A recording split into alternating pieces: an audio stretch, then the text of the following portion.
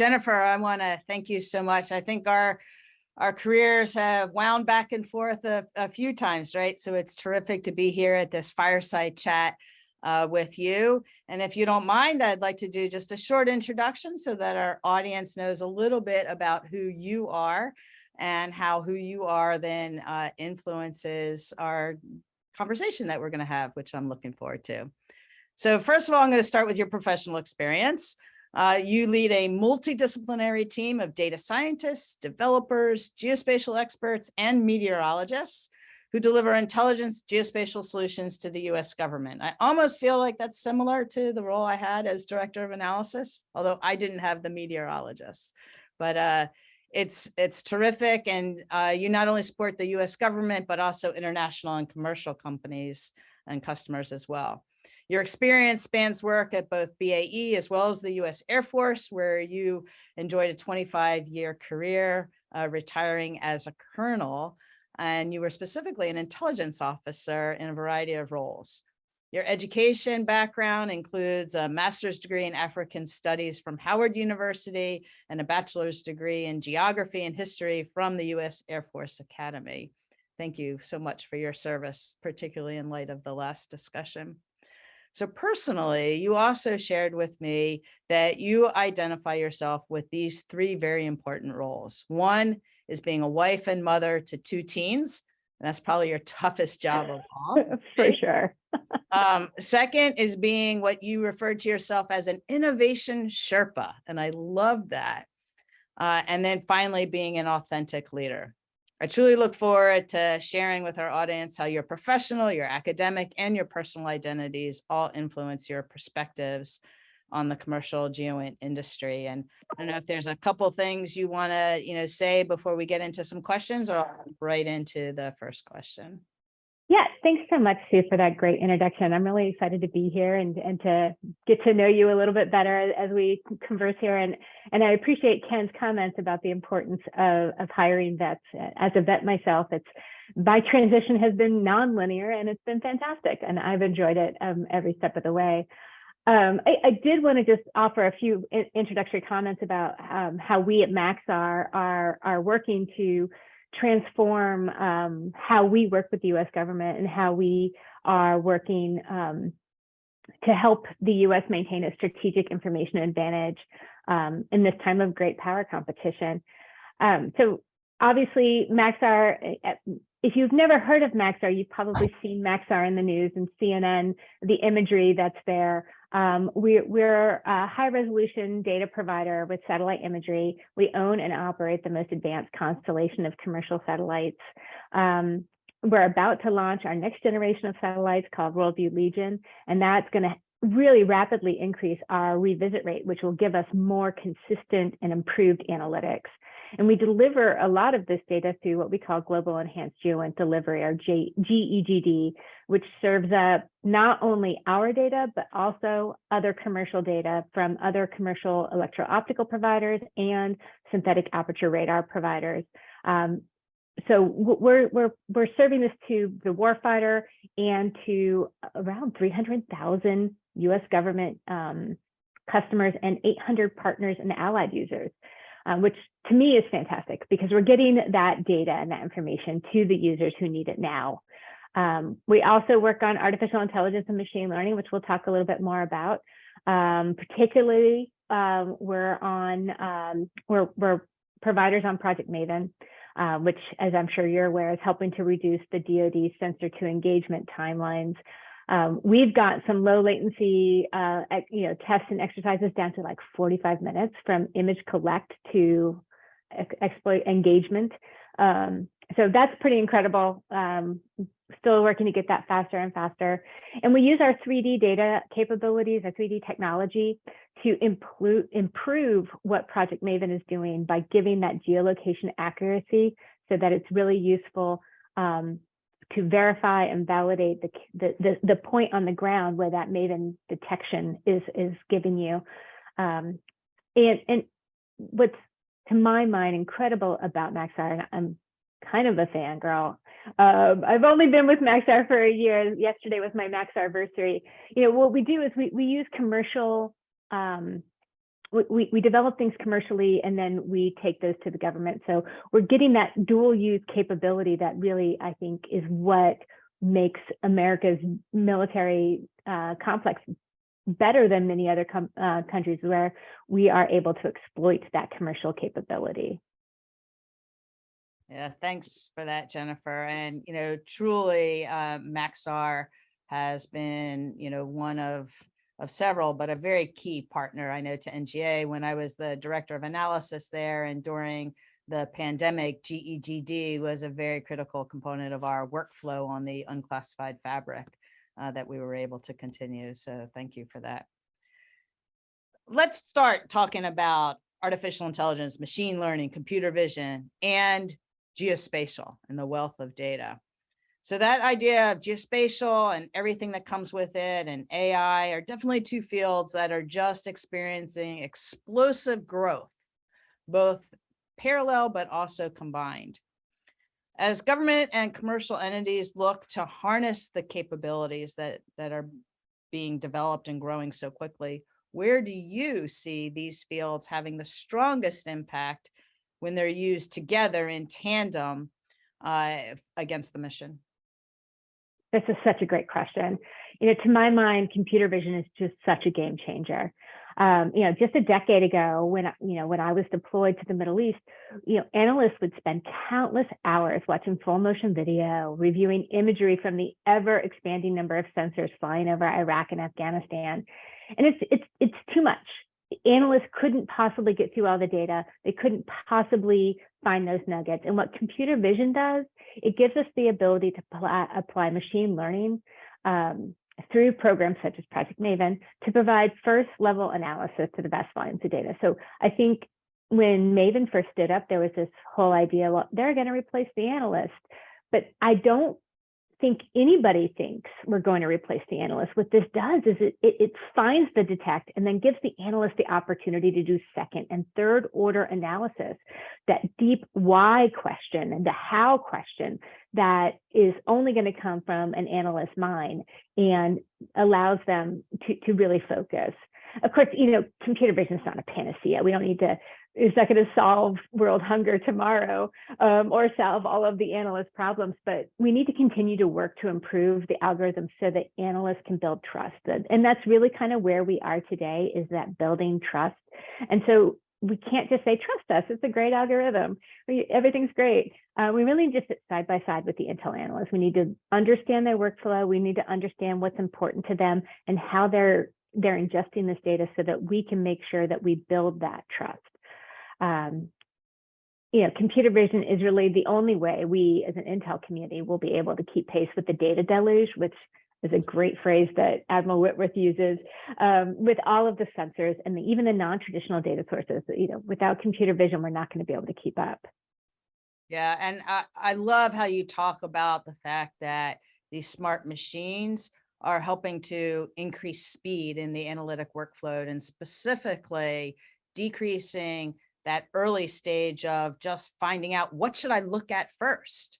Absolutely. Right? Getting right to the heart of that, so that the cognitive abilities of our smart humans can be raised. So I definitely love that and definitely appreciate that.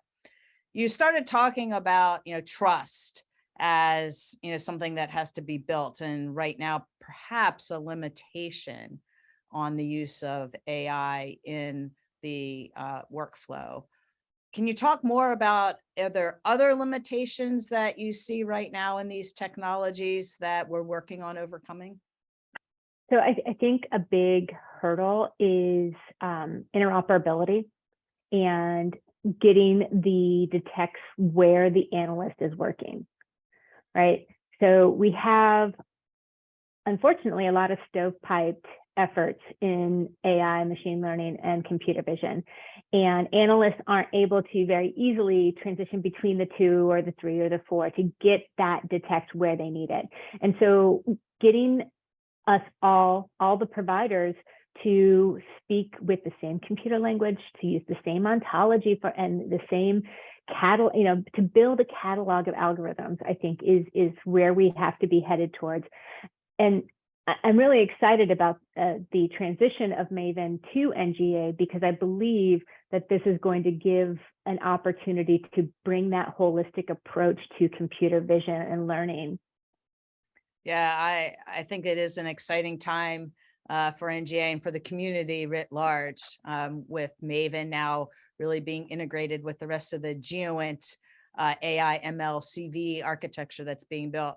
And that sort of relates into my next question. And I'll caveat this question by sort of hearkening back to the National Security Commission's report on artificial intelligence that was released not too long ago. They identified, and I know I personally have identified that, there are proactive solutions that we as a country need to take in order to be AI ready by 2025. And part of that is developing the necessary data and technical infrastructure to deploy AI at scale. And you were starting to hint at that in, the discussion about Maven and where NGA, can go in taking Maven. Can you expand on that? In other words, sort of what resonates with you around this need to really build a larger, an infrastructure at scale? Thanks. Yeah, absolutely, Sue. That's a great question. So one point, again, just to hit home, we have to have that data standards, standard ontology for labeling, for developing our algorithms. But I also think, the previous speaker, Mr. Bezos, cloud compute is super important. And whether it be a Microsoft cloud or an Amazon cloud or any other cloud service provider, this needs to be trusted. This needs to be on JWICS and SIPR and UNCLAS. It needs to be available and not cost prohibitive to the government to be able to do the kind of multi-image analytics that we're trying to do with machine learning. Various commercial vendors are developing these AI and ML algorithms that the government can employ. Personally proud of my team and the EO and SAR stuff that they're doing, but we have to work together to put this into a toolbox. And that toolbox needs to be, again, where the user needs it, where the analyst needs it. And the important aspect of knowing that they are geospatially precise is going to be important. Not all data that we're going to do computer vision on is going to be an image. It's going to be different kinds of data. And so we need to make sure that we know where that data is coming from. We need to be very precise. Precision 3D data allows us to ensure precision in the Z-axis also, which is becoming increasingly important as our weapons and our ability become more specific. And the crisis in Ukraine has really laid bare the ability to share what we do, right? You can't have this exquisite machine learning algorithm that resides only in the SCI environment. You have to be able to share it with our partners because they've also got to trust what we're doing. Yeah, I think about this no walls environment that you're talking about, right? Multi-domain, no stovepipes across classified fabrics, no stovepipes on nations, really everybody operating in one integrated and one team, one fight sort of way. Yeah, for sure. Yeah, you're really emphasizing precision, and you're talking so far about precision in place. There's also a notion of precision in terms of quality, which starts to get to some ethical standards. So I want to ask, for you to share, what is Maxar doing to promote trust in your solutions from an ethical framework or guiding principles standpoint, and ensuring, again, that the algorithms are trustworthy? Yeah, that's such a great question. And it's so hard, right? So we have our values, we have our Maxar values, and one of them is we put mission first, and we approach all of our work as partners.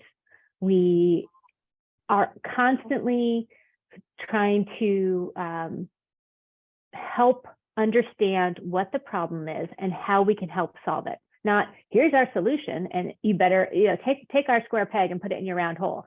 That's not our approach. We want to understand the problem. Additionally, many of my leadership team and the leadership team across Maxar are prior military. And so we have this work ethic aligned to the mission where even if we aren't prior military, we have people who've spent years working side by side with the IC and military analysts who understand what it's doing. And, it's our reason for what we do. Maxar is a commercial company, but public sector service is a big part of who we are and what we do. So when we develop applications, we're partnering with the government to ensure we're meeting mission needs. We aren't developing these niche applications. We're helping to solve problems. And we believe in this approach builds trust as we build solutions. But more importantly, at least as importantly, rather, we try to hew to the Intel community guiding principles for AI, which if the audience hasn't read these, they're out there on the interweb and you can read them. But act and employ AI with integrity. Be transparent and free from bias. AI should be tempered by human judgment, as we talked about, right?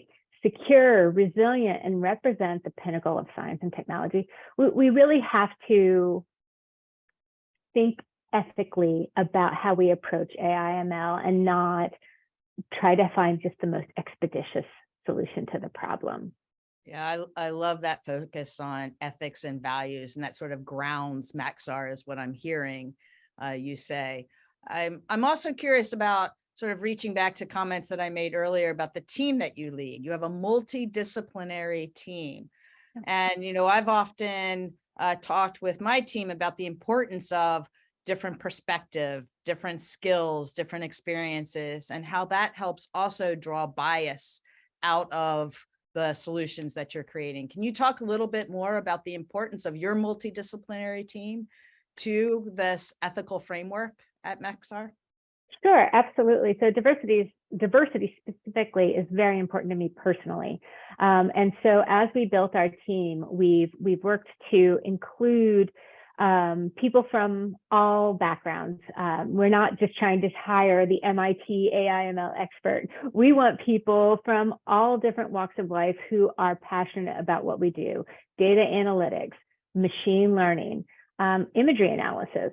We also have GeoInt analysts. We do a lot of work that isn't machine learning based, but derives from machine learning, and it leverages the tools we use.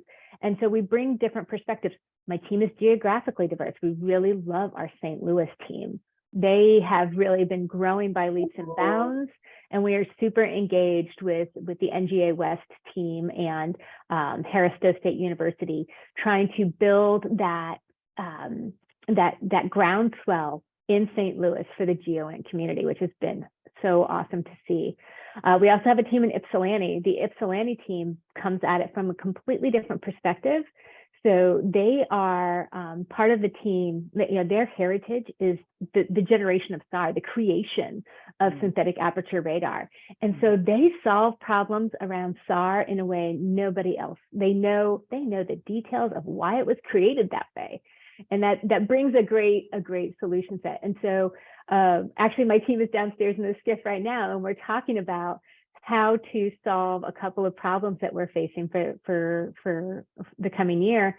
And we're bringing this diverse perspective because it matters and because perspectives matter.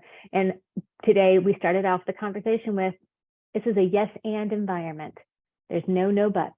Everybody's ideas matter. Let's talk about how they can both exist in the same idea.